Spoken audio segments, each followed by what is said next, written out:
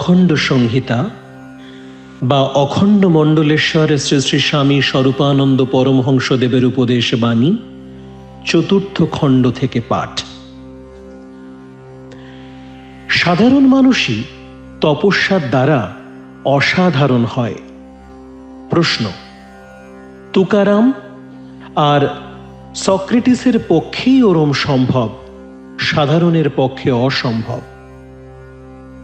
শ্রী শ্রী বাবামুনি: অসম্ভব নয়, খুব সম্ভব।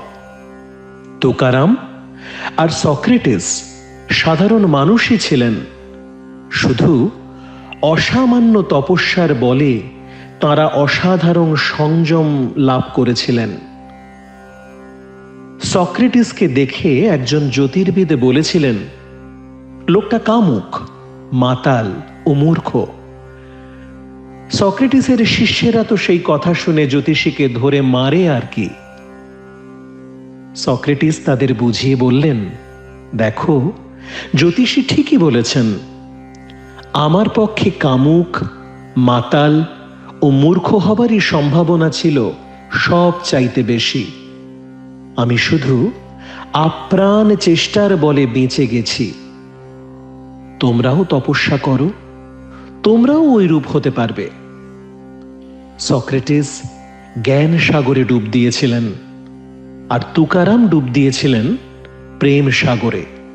তাই সমুদ্রের উপরের তরঙ্গ তাঁদের গায়ে লাগত না।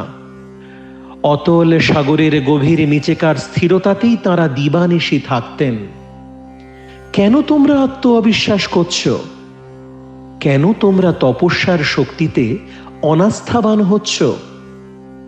সাধন পথে ধীর প্রযত্নে অধ্যবসায় সহকারে কিছুদিন চলে দেখো, তাহলেই বুঝতে পারবে দুর্দমনীয় চিত্তের আবেগকে নিমেষ মধ্যে স্তম্ভিত করার সামর্থ্য তোমাদের প্রত্যেকেরই আছে।